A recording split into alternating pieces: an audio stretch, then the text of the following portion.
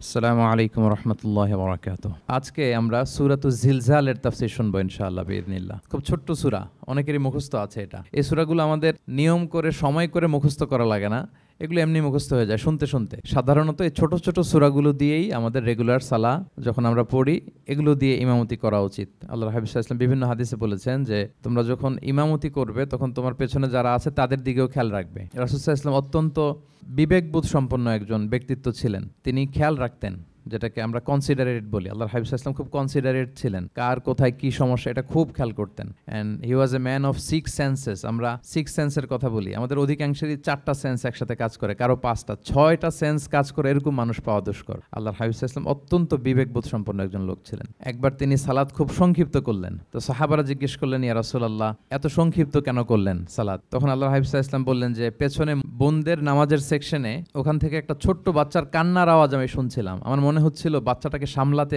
মাটার খুব কষ্ট হচ্ছে, এই জন্য আমি সালাতটা সংক্ষিপ্ত করে দিয়েছি। দেখেন কিরকম সেন্সেশন, কতটা কনসিডারেট ছিলেন। একবার আবার আল্লাহর হাবিব সাল্লাল্লাহু আলাইহি ওয়াসাল্লাম মাগরিবের সালাত কিংবা এশার সালাতের কোন এক সেজদা অনেক লম্বা করে দিলেন। তখন সাহাবারা আবার প্রশ্ন করলেন, ইয়া রাসূলুল্লাহ সাল্লাল্লাহু আলাইহি ওয়াসাল্লাম এত লম্বা দীর্ঘ সেজদা করতে তো ফরজ সালাতে আমরা কখনো দেখি না, কেন করলেন? অসুস্থ হলেন নাকি নামাজের মাঝখানে, অথবা ওহী নাজিল হচ্ছিল নাকি, এরকম কিছু ঘটলো নাকি? তো আল্লাহর হাবিব সাল্লাল্লাহু আলাইহি ওয়াসাল্লাম বললেন যে না, এগুলো কিছুই না, বরং আমার নাতি হাসান আমি সেজদারত অবস্থায় আমার পিঠের উপরে চড়ে বসেছিল, কাঁধের উপরে। তো আমি অপেক্ষা করছিলাম যতক্ষণ না তার খেলা শেষ না হয়, তার প্রয়োজন পূরণ না হয়, ততক্ষণ আমি সেজদায় লুটিয়ে পড়েছিলাম। হাসান যখন নেমেছে, তার প্রয়োজন পূরণ হয়েছে, আমি আবার সেজদা থেকে উঠে দাঁড়িয়েছি। দেখেন কতটা কনসিডারেট ছিলেন। তো এভাবে আল্লাহর হাবিব সাল্লাল্লাহু আলাইহি ওয়াসাল্লাম ছোট ছোট সূরাগুলো দিয়ে ফরজ সালাতের ইমামতি করতে উদ্বুদ্ধ করতেন। মুআয ইবনে জাবাল রাদিয়াল্লাহু তাআলা আনহুকে উনি মদিনার পাশেই একটা এলাকার ইমাম হিসেবে অ্যাসাইন করেছিলেন। তো ওই এলাকার লোকজন ছিল শ্রমজীবী, ওট দিয়ে তারা পানি নিয়ে খেজুর বাগানে পানি সিঞ্চন করত। সারাদিন পরিশ্রম করে ওনারা সালাতে অংশগ্রহণ করত। তো একবার উনি মাগরিবের সালাতে সূরাতুল বাকারা তেলাওয়াত শুরু করলেন। কোরআনের সবচাইতে ছোট সূরা নাকি সবচাইতে বড় সূরা, 286 আয়াত বিশিষ্ট সূরা। তো ওনারা ছিলেন ক্লান্ত, শ্রান্ত, পরিশ্রান্ত। কেউ কেউ বিরক্ত হয়ে ক্লান্ত হয়ে নামাজ ছেড়ে দিয়ে একা একা নামাজ পড়ে ফেললেন। পরে আল্লাহর হাবিব সাল্লাল্লাহু আলাইহি ওয়াসাল্লামের কাছে যে তারা অভিযোগ করলেন যে, ইয়া রাসূলুল্লাহ আপনি যে ইমাম পাঠিয়েছেন উনি তো এমন কাজ করেছে, সূরা বাকারা উনি ধরেছে মাগরিবের সালাতে। রাসূল সাল্লাল্লাহু আলাইহি ওয়াসাল্লাম খুবই ক্ষিপ্ত হলেন, রাগান্বিত হলেন এবং মুআয ইবনে জাবাল রাদিয়াল্লাহু তাআলা আনহুকে ডেকে পাঠালেন। ডেকে তিনি বললেন, আফাত্তানুন আনতা ইয়া মুআয। লিটারালি ফাত্তান শব্দটা ব্যবহার করেছেন যে, মুআয তুমি কি সমাজে ফিতনা ছড়াচ্ছ?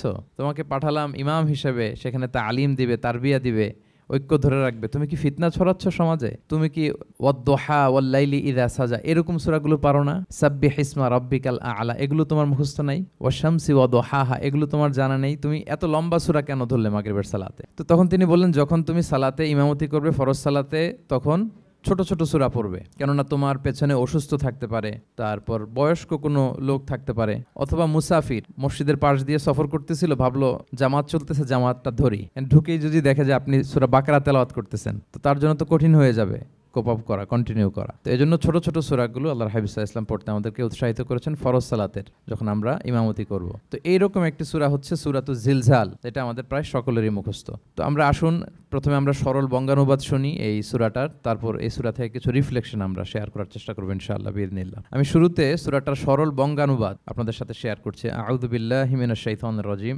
বিতাড়িত শয়তান থেকে মহান আল্লাহ তাআলার কাছে পানাহ চাচ্ছি। বিসমিল্লাহির রহমানির রহিম। পরম করুণাময় অসীম দয়ালু আল্লাহ তাআলার নামে শুরু করছি। ইযা জুলজিলাতিল আরদু জিলজালাহা, যখন পৃথিবীকে ভয়ঙ্করভাবে প্রকম্পিত করা হবে। ওয়া আখরাজাতিল আরদু আসকালাহা, আর পৃথিবী তার ভেতরে থাকা সব ভারী বস্তুগুলোকে উদ্গীরণ করে দিবে, বের করে দিবে। ওয়া ক্বালাল ইনসানু মা লাহা, আর মানুষ বলবে এই পৃথিবীর কি হলো?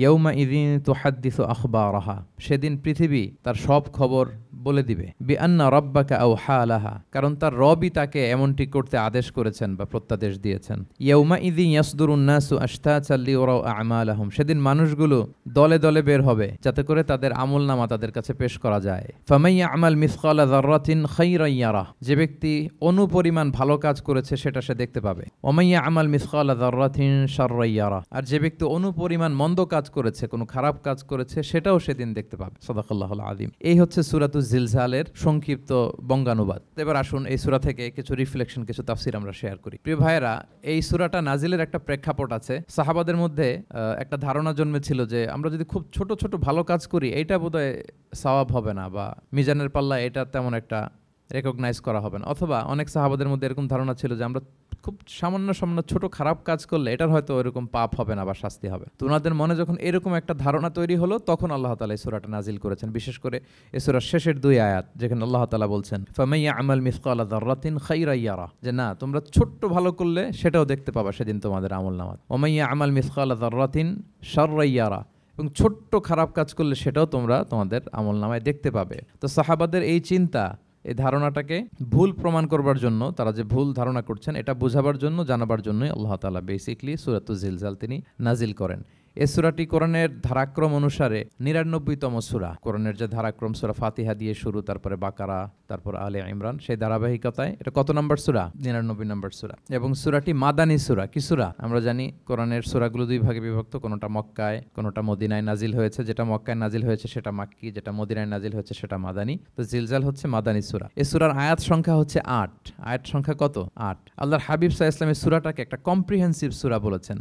জামে মানে সূরা, খুবই কম্প্রিহেন্সিভ। কম্প্রিহেন্সিভ মানে হচ্ছে ভেরি প্রিসাইজ ইন ওয়ার্ডিং, শব্দ কম, কথা কম, কিন্তু এটার আবেদন, এটার এক্সপ্লেনেশন অনেক বেশি। এরকম একটি সূরা, ছোট্ট অল্প কয়েকটি আয়াত দিয়ে সূরাটা আল্লাহ তাআলা নাজিল করেছেন, কিন্তু এটার আবেদন অনেক বেশি। এক বয়স্ক সাহাবী এসে আল্লাহর হাবিব সাল্লাল্লাহু আলাইহি ওয়াসাল্লামকে বলল, ইয়া রাসূলুল্লাহ, আপনি আমাকে কোরআনের একটা সূরা শিক্ষা দেন, কোন সূরা পড়বো? তো আল্লাহর হাবিব সাল্লাল্লাহু আলাইহি ওয়াসাল্লাম বললেন যাওয়াতুর র, মানে আলিফ লাম র দিয়ে যে সূরাগুলো আছে এগুলো পড়ো। তো এই সাহাবী বলল, ইয়া রাসূলুল্লাহ, আমার বয়স বেশি, আমার জিহ্বা ভারী হয়ে গেছে, আমি এত বড় সূরা পারবো, অন্য কিছু বলেন। তো আল্লাহর হাবিব সাল্লাল্লাহু আলাইহি ওয়াসাল্লাম বললেন, তাহলে যাওয়াতু হামিম, হামিম দিয়ে যে সূরাগুলো শুরু হয়েছে কোরআনে সেগুলো পড়ো। বলতেছে, ইয়া রাসূলুল্লাহ, এটাও পারবো না, আরো সহজ করে দে। তো তখন আল্লাহর হাবিব সাল্লাল্লাহু আলাইহি ওয়াসাল্লাম বললেন, তাহলে আল মুসাব্বিহাত, মানে সাব্বাহা ইউসাব্বিহু দিয়ে যেই সূরাগুলো শুরু হয়েছে তুমি এগুলো পড়ো। ওই সাহাবী বলে, এটাও কঠিন হয়ে যায় আমার জন্য। তখন আল্লাহর হাবিব সাল্লাল্লাহু আলাইহি ওয়াসাল্লাম বললেন যে, তাহলে কি চাও? বলতেছে, আমাকে একটা জামে মানে সূরা শিক্ষা দেন, মানে এমন একটা কম্প্রিহেন্সিভ সূরা শিক্ষা দেন যে এটা শিখলে আমার হেদায়েতের জন্য যথেষ্ট হয়ে যাবে। তখন আল্লাহর হাবিব সাল্লাল্লাহু আলাইহি ওয়াসাল্লাম বললেন, তাহলে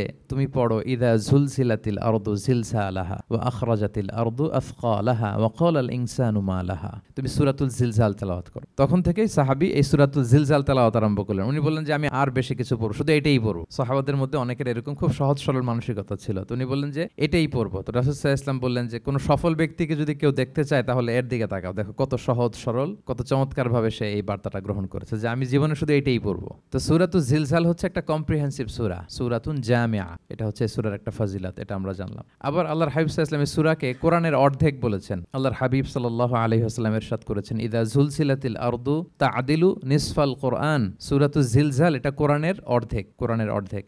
আপনারা এরকম শুনেছেন যে সূরা ফাতিহাকে বলা হয় কোরআনের অর্ধেক, তারপর সূরাতুল ইখলাসকে বলা হয় সুলুসুল কোরআন, কোরআনের 1/3। তো এটার অর্ধেক বলার কারণ হচ্ছে কোরআনে অর্ধেক বলা হয়েছে দুনিয়ার কথা, অর্ধেক বলা হয়েছে আখিরাতের কথা, পরজগতের কথা, লাইফ আফটার ডেথের কথা। তো যেহেতু এই সূরাটা আখিরাতকে কভার করে, তাই সেজন্য কেমন যেন এই সূরাটা পুরো কোরআনের অর্ধেক। আল্লাহ তাআলা আমাদেরকে, আমরা যখন আল্লাহর কাছে কল্যাণ কামনা করি, আল্লাহ বলেছেন এইভাবে বলো, রব্বানা আতিনা ফিদ দুনিয়া হাসানা ওয়া ফিল আখিরাতি হাসানা ওয়া কিনা আযাবান নার। হে আল্লাহ, আপনি দুনিয়ার কল্যাণ আমাদেরকে দান করেন, পরজগতের কল্যাণ দান করেন, আমাদেরকে আগুনের শাস্তি থেকে রক্ষা করেন। তাহলে দুনিয়া আখিরাত দুইটার কম্বিনেশনে। সো সূরা জিলজাল যেহেতু আখিরাতকে কভার করে, তাহলে এটা কোরআনের অর্ধেক। এটা কি? কোরআনের অর্ধেক। তা'দিলু নিসফাল কোরআন, সূরাতুল জিলজাল তা'দিলু নিসফাল কোরআন, এটা কোরআনের অর্ধেক। তাহলে দুইটা আমরা ফজিলত বা ভার্চু জানতে পারলাম এই সূরার। এক নাম্বার হচ্ছে এটা একটা কম্প্রিহেন্সিভ সূরা, কম্প্রিহেন্সিভ সূরা। দুই নাম্বার জানতে পারলাম এটা কোরআনের অর্ধেক, নিসফুল কোরআন। আচ্ছা, এবার আমরা সূরার তাফসিরে চলে যাই। আল্লাহ তাআলা ইরশাদ করছেন, ইযা যুলজিলাতিল আরদু জিলজালাহা,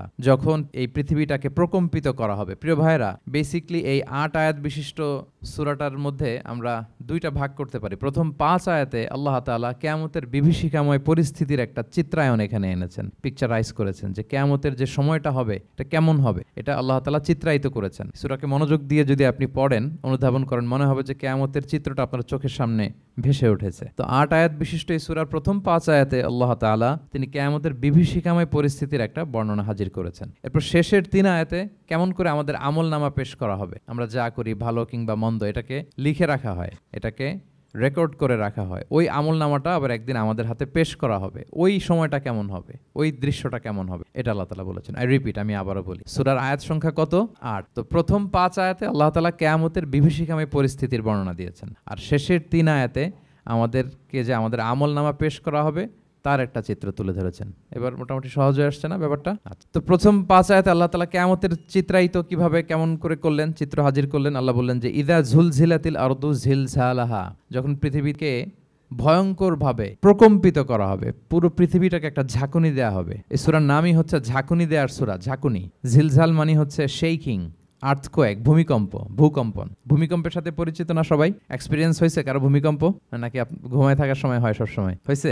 হ্যাঁ, মাঝে মাঝে আমরা এক্সপিরিয়েন্স করি আর্থকোয়েক, ভূকম্পন। পৃথিবী কেঁপে ওঠে, এটা একটা ন্যাচারাল ফেনোমেনা। পৃথিবীর মাটির নিচে অনেক কিছু থাকে, এগুলো নড়ে চড়ে উঠলে পৃথিবীটাও কেঁপে ওঠে। নানা কারণে এই ভূকম্পনটা হয়। পৃথিবীর ভেতরে অনেকগুলো শিলার স্তর আছে। আমরা যেরকম মাটি দেখি, পুরো পৃথিবীটা জুড়েই কিন্তু এরকম মাটি নয়, অনেক শিলা আছে, রূপান্তরিত শিলা, পাললিক শিলা, আগ্নেয়গিরির শিলা।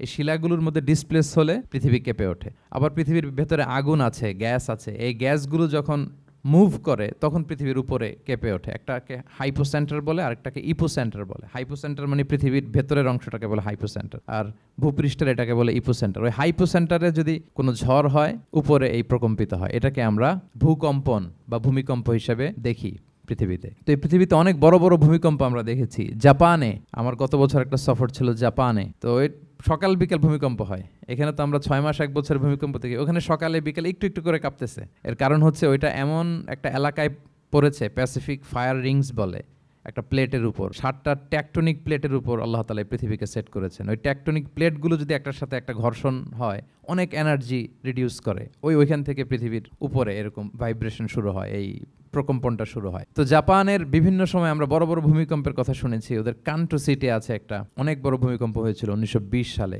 লাখখানেক লোক মারা গিয়েছে। আপনাদের সুনামির কথা মনে থাকবার কথা, সুনামির কথা মনে আছে? কত সালে? 2004 সালে। এই ভূমিকম্পে পুরো একটা মহাদেশ কেঁপে উঠেছিল, দ্য এন্টায়ার এশিয়া, পুরো এশিয়াটা কেঁপে উঠেছিল। এটাকে আন্ডার সি মেগাথার্স্ট আর্থকোয়েক বলে। এত ভয়ঙ্কর ভূমিকম্প হয়েছে যে পুরো, মাঝে মাঝে ভূমিকম্পে তো 1-2টা দেশ আক্রান্ত হয়, এটা পুরো একটা মহাদেশ কেঁপে উঠেছিল। ওই ভূমিকম্পের কারণে ইন্দোনেশিয়াতে প্রায় 2.5 লাখ লোক মারা গিয়েছে, 2.5 লক্ষ।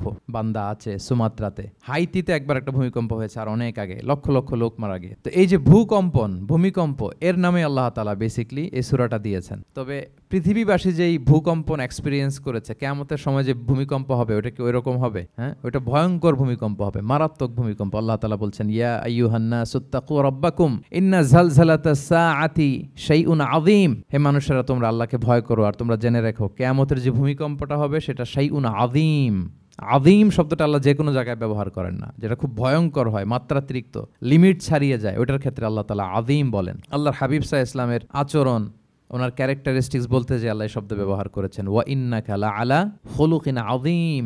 নবী হে, আপনি সুমহান চরিত্রের উপর প্রতিষ্ঠিত। মানে এই চরিত্রের মধ্যে দাগ ফেলতে পারে এরকম কেউ নেই। সো আযীম শব্দটা কোরআনের যত জায়গায় ব্যবহার করেছেন, আল্লাহ নিজের ক্ষেত্রে বলেছেন সূরা আয়াতুল কুরসির শেষে, ওয়া হুয়াল আলিয়ুল আযীম, তিনি হচ্ছেন আলী এবং আযীম, সুমহান। তো কিয়ামতের এই ভূকম্পনের ক্ষেত্রে আল্লাহ তাআলা এই আযীম শব্দটা ব্যবহার করেছেন। ইন্না জালজালাতাস সাআতি শাইউন আযীম, এটা মারাত্মক হবে সেদিনকার ভূমিকম্প, সাধারণ ভূমিকম্প নয়। ইযা রুজ্জাতিল আরদু রাজ্জা ওয়া বুসাতিল জিবালু বাসসা, পুরো পৃথিবীটা একসাথে কেঁপে উঠবে, পাহাড়গুলো ভেঙে চুরে তছনছ হয়ে যাবে। এটা হবে বেসিক্যালি যখন ইসরাফিল আলাইহিস সালাম উনি ট্রাম্পিটে ফুৎকার দিবেন, হুইসেল দিবেন সিঙ্গার মধ্যে, নুফিখা ফিস সূর, সূরের মধ্যে যখন তিনি ফুৎকার দিবেন। আপনারা ইসরাফিল আলাইহিস সালামের একজন ফেরেশতা, ওনার নাম শুনেছেন না?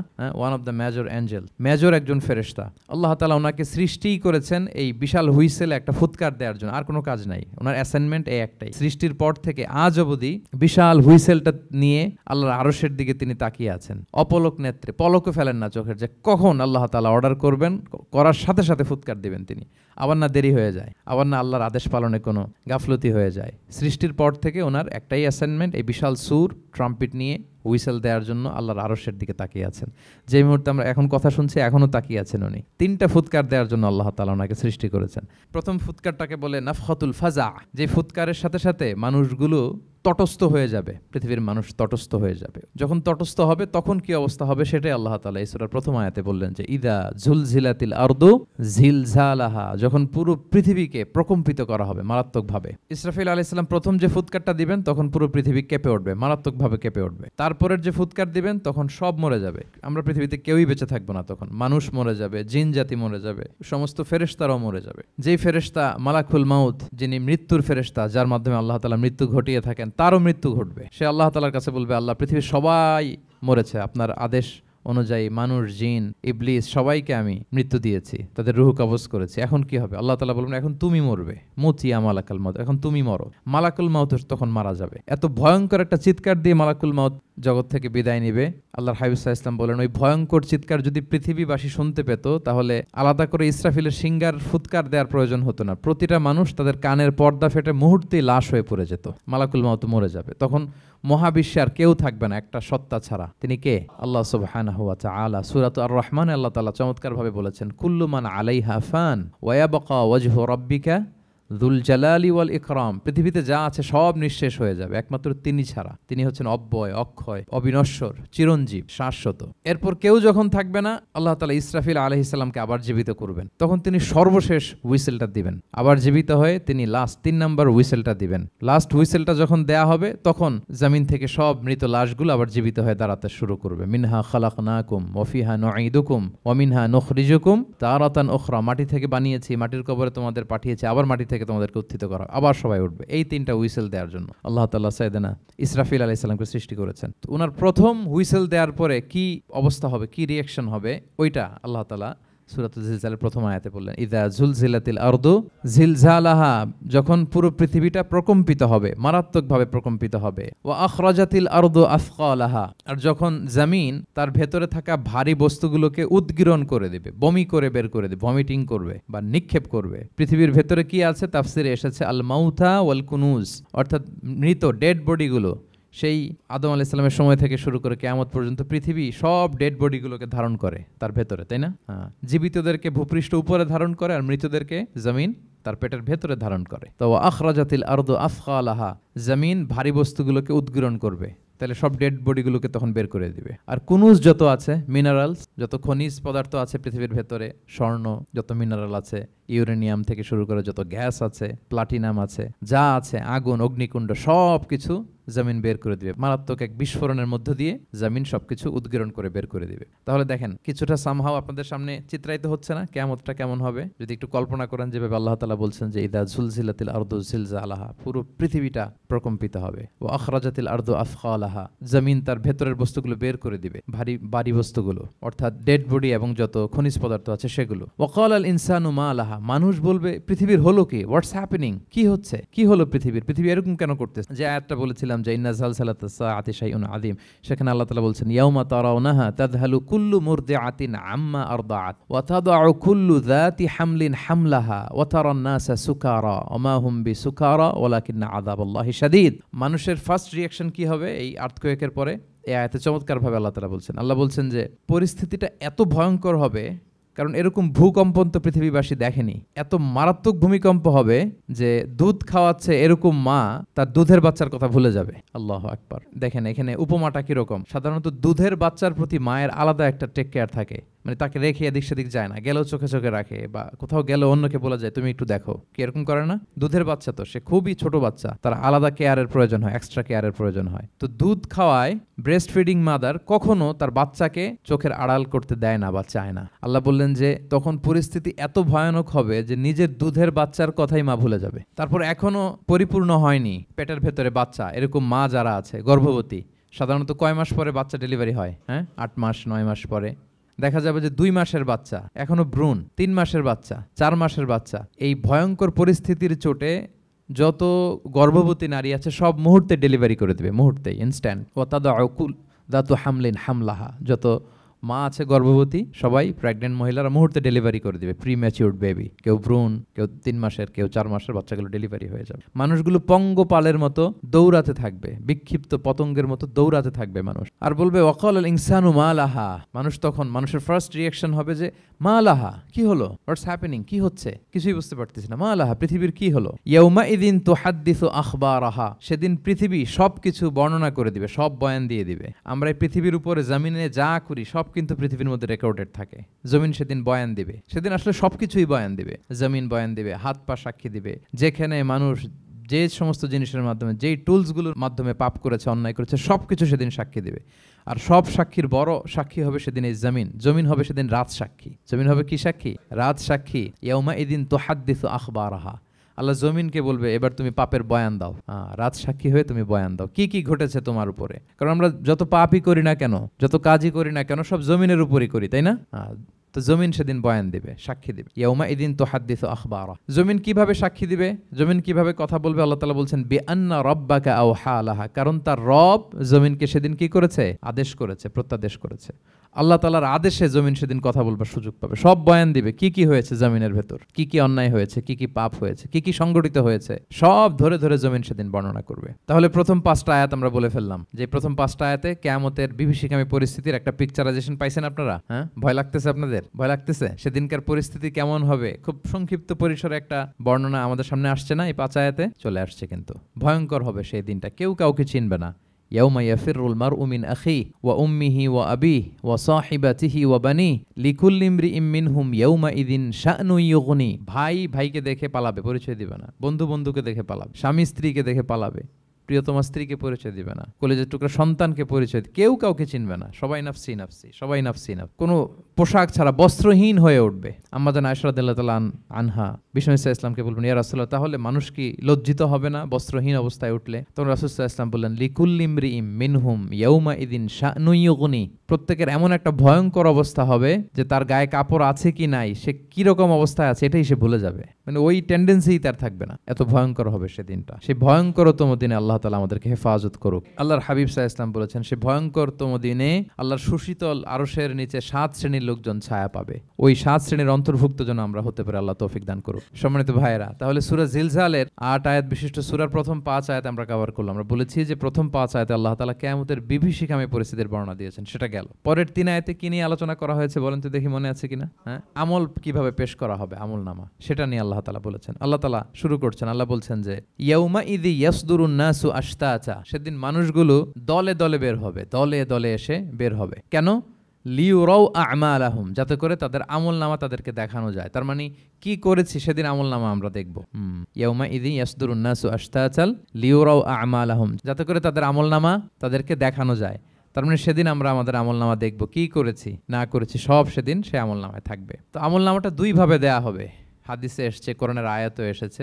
নেককার লোকদের আমল নামা ডান হাতে দেয়া হবে, সামনে, আর পাপাচারী, সীমা লঙ্ঘনকারী, জালিমদের আমল নামা পেছন থেকে বাঁ হাতে দেয়া হবে, পেছন থেকে এনে বাঁ হাতে, আর নেককারদের সামনে থেকে ডান হাতে। আল্লাহ তাআলা যেন আমাদেরকে ডান হাতে আমল নামা দান করেন। এই কথাটা আল্লাহ চমৎকার ভাবে বলছেন, ফাআম্মা মান উতিয়া কিতাবাহু বিয়ামিনিহি ফাসাউফা ইউহাসাবু হিসাবান ইয়াসিরা। সেদিন আল্লাহ তাআলা যাকে ডান হাতে আমল নামা দিবে তার হিসাবটা সহজ হবে। আল্লাহর হাবিব সাল্লাল্লাহু আলাইহি ওয়াসাল্লাম সব সময় এই দোয়াটা করতেন, আল্লাহুম্মা হাসিবিনা হিসাবান ইয়াসিরা। হে আল্লাহ, আপনি আমার হিসাবটাকে সহজ করেন, হে আল্লাহ, আপনি আমার হিসাবটাকে সহজ করেন। এই দোয়াটা আপনারাও পড়বেন, আল্লাহুম্মা হাসিবিনা হিসাবান ইয়াসিরা। দেখেন, আল্লাহর হাবিব সাল্লাল্লাহু আলাইহি ওয়াসাল্লামের ব্যাপারে বলা হয়েছে, গুফিরা লাহু মা তাকাদ্দামা মিন যামবিহি ওয়া মা তাআখার। আল্লাহর হাবিব সাল্লাল্লাহু আলাইহি ওয়াসাল্লামের আগের পরের সব গুনাহ মাফ। আদতে তো গুনাহই নাই, নিষ্পাপ ছিলেন তিনি, মাসুম। নবীরা হচ্ছেন মাসুম, তারপরেও আল্লাহর হাবিব সাল্লাল্লাহু আলাইহি ওয়াসাল্লাম এই দোয়াটা করতেন, আল্লাহুম্মা হাসিবিনা হিসাবান ইয়াসিরা।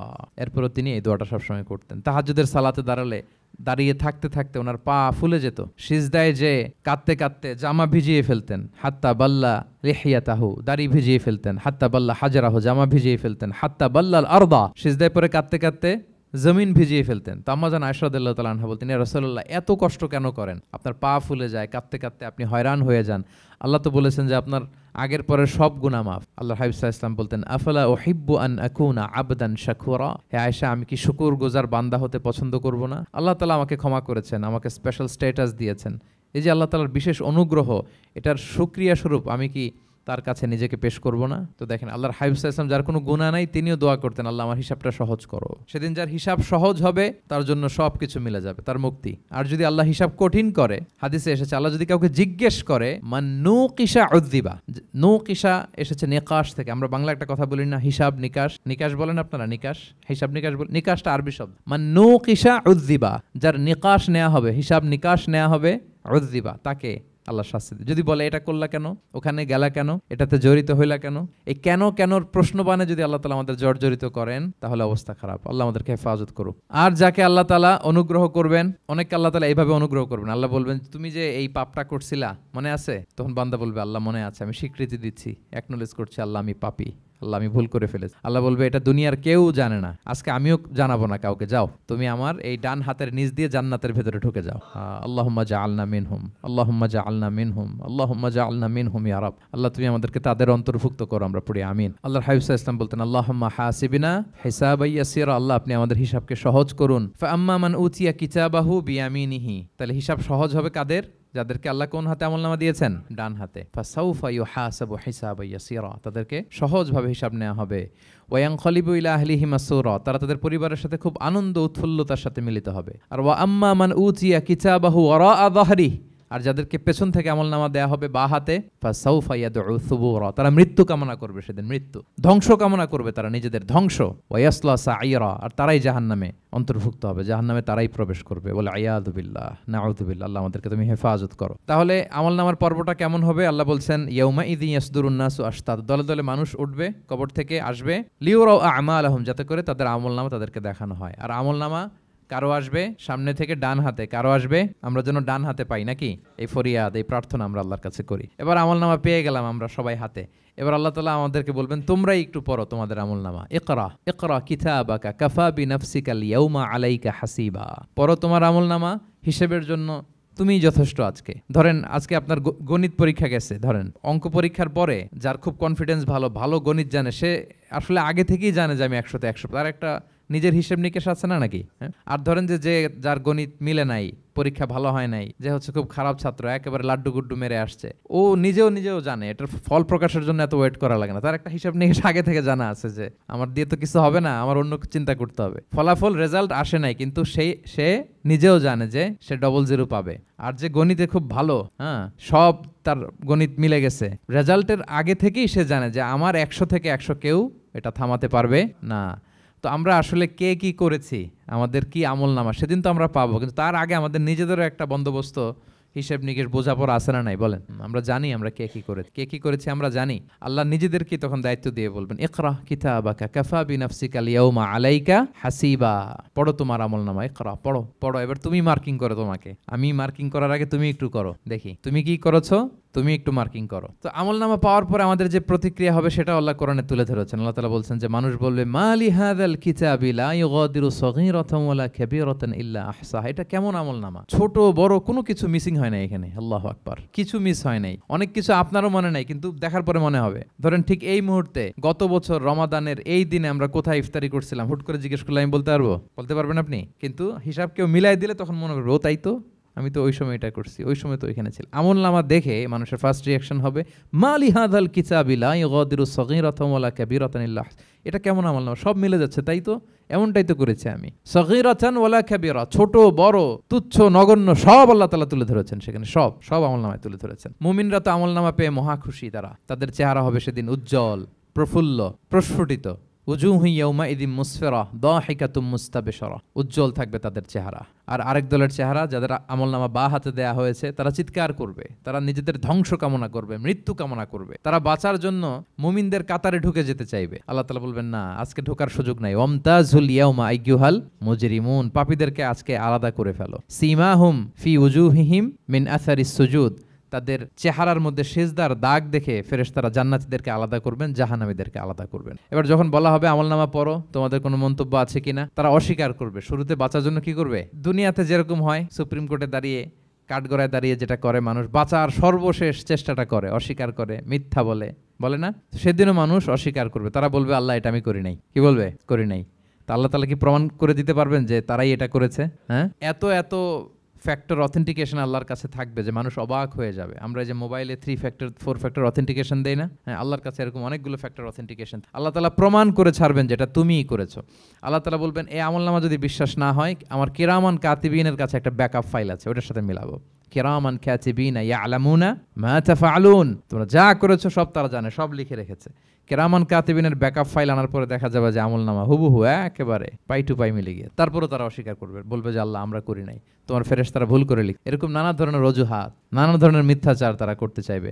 আল্লাহ তাআলা তখন বলবেন যে ওয়াকুল্লা ইনসানিন আলজামনাহু তাইরাহু ফি উনুকিহি ওয়া নুখরিজু লাহু ইয়াউমাল কিয়ামাতি কিতাবান ইয়ালকাহু মানশুরা, আমাদের এই যে গ্রীবা লগ্নে আমরা যা করি সব কিছুর একটা ব্যাকআপ ফাইল আছে এখানে। সেদিন আল্লাহ তাআলা সেখান থেকে বের করবেন আমাদের আমলনামা। আল্লাহু আকবার। এই যে আমরা যা বলি এখানে রেকর্ড হয়ে যায়, এই জায়গাটা গলার এইখানটাতে আল্লাহ রেকর্ড করে রাখেন, এবং সেদিন এখান থেকে আল্লাহ তাআলা একটা প্রিন্ট আউট বের করে দেখাবেন যে এই দেখো তোমার আমলনামা, কেরামান কাতিবিনের আমলনামা, ব্যাকআপ ফাইল, এই যে তোমার এখানে গ্রিবালগ্নে আমি যেটা রেখেছি সেভ করে, এটাও মিলে যাচ্ছে। এরপর মানুষ ফিঙ্গারপ্রিন্ট দিয়ে আল্লাহ তাআলা মিলাবেন। দুনিয়াতে আমরা বায়োমেট্রিক অথেন্টিকেশন করি না, এটা আয়াহসাবুল ইনসানু আল্লাহ নাজমা ইযামা বালা কাদিরিনা আলা আন নুসাউইয়া বানানা। কারো ফিঙ্গারপ্রিন্টের সাথে কারোটা মিলে না, অস্বীকার করার কোনো সুযোগ থাকবে? এরপরেও অনেকে বিশ্বাস করবে না, এরপরেও অনেকে মানতে চাইবে না। আল্লাহ তাআলা আজবুজ জানাব থেকে আরেকটা কপি বের করবেন। আমাদের প্রত্যেকের ব্যাকবোনের নিচে কক্সিক্স আছে, ট্রায়াঙ্গেল, ছোট্ট একটা হাড্ডির কণা। আমাদের যে শিরদাঁড়ার একেবারে নিচে, এটাকে হাদিসের ভাষায় বলে আজবুজ জানাব। ইন্নাফিল ইনসানি আযমান, মানুষের দেহে একটা ছোট্ট হাড্ডি কণিকা আছে, লা তাআকুলুহুল আরদু আবাদা, জমিন কখনো ওই হাড্ডি কণিকা খেতে পারে না।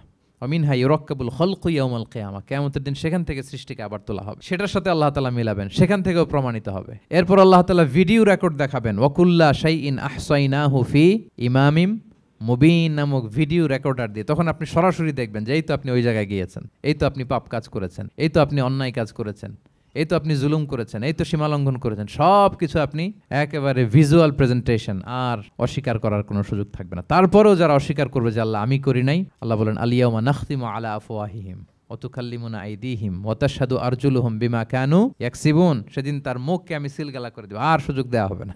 অনেক অস্বীকার করেছো, তার হাত সাক্ষী দিবে, তার পা সাক্ষী দিবে, সেদিন আল্লাহ তাআলা প্রমাণ করেই ছাড়বেন যে এই পাপ তুমি করেছো। তাহলে আমলনামা কিভাবে আল্লাহ দিবেন?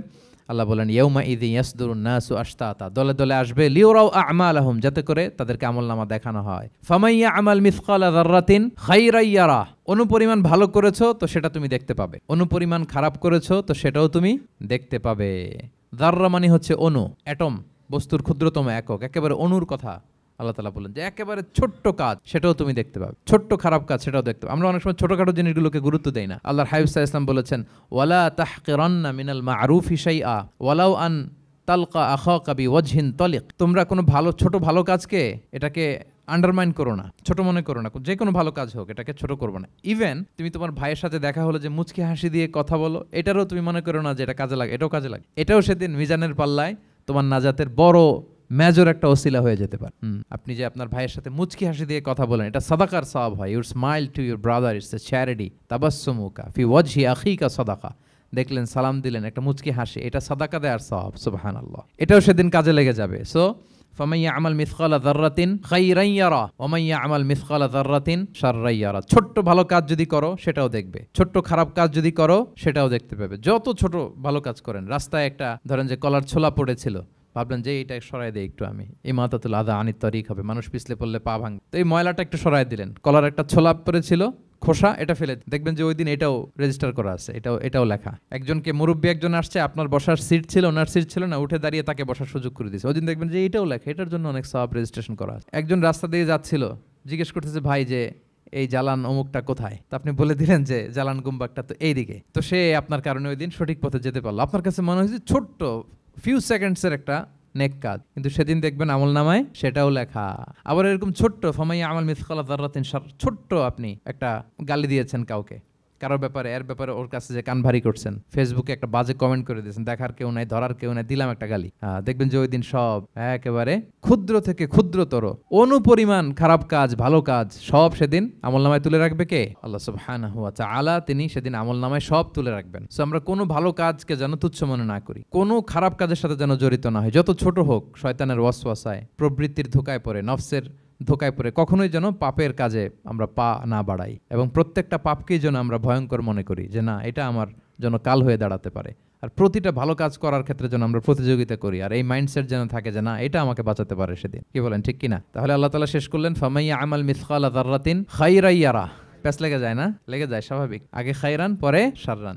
অনুপরিমাণ ভালো করলে সেটাও সে সেদিন কি পাবে, অনুপরিমাণ খারাপ করলেও পাবে। দেখেন, এটা একটা আশা জায়গা নিয়ে আসলে আমাদের কিন্তু হোপফুল করে, তাই না? আমরা অনেক সময় এমন হয় যে ভালো কাজ করছি, কেউ দেখে নাই। আপনি এই আয়াতটা খেয়াল করবেন যে না, কেউ দেখে নাই, কিন্তু দেখেছে কে? আল্লাহ দেখেছেন, উনি দেখলেই চলবে, আমার আমলনামা এটা ঠিকই থাকবে। কোন এক কারণে সমাজের সবাই আপনাকে ভুল বুঝেছে, misunderstanding, everyone got you wrong, আসলে আপনি ঠিক ছিলেন, সবাই পরিস্থিতি সামাজিক এটা সেটা এরকম হয় না যে সবাই ভুল বুঝতেছে, আসলে আপনি ঠিকই করছেন, সবাই ভুল বুঝুক, আপনার আমল নামায় সেটা ভালো কাজ হিসেবে লেখা থাকবে, ঠিক কিনা? অনেক সময় ঠকায় লোকজন, আমাদেরকে ঠকায় নানাভাবে, আমরা হয়তো তার সাথে পেরে উঠি না। মাঝে মাঝে কিছু ভিডিও আমি দেখি, এই আপেল বিক্রি করতেছে, কি অদ্ভুত ব্যবসায়ী, তো দেখাচ্ছে খুব ভালো ভালো আপেল, আপনারা দেখেছেন কিনা জানি না, সে আবার ওই পলিথিনের ভেতরে পচা নষ্ট আপেলগুলোর কয়েকটা প্যাকেট করে রাখে। তো আপনি বেছে বেছে যেই ভালো আপেলে দিবেন সেটাই সে নিয়ে প্যাকেটে দিয়ে দিচ্ছে। মাপটাপ করার পরে আপনি যখন টাকা বের করতেছেন বা অন্যমনস্ক, হুট করে সে ওই পচা আপেলের ওইটা, আপনার একই পলিথিন একই ওজনের তার একটা হিসাব থাকে, ওইটা ধরাই দিচ্ছে। তো আপনি কোত্থেকে না কোত্থেকে আপেল কিনছেন, বাসা হয়তো অনেক, বাসায় যেয়ে দেখেন সর্বনাশ, কি টসটসে পাকা আপেলগুলো বেছে বেছে দিলাম,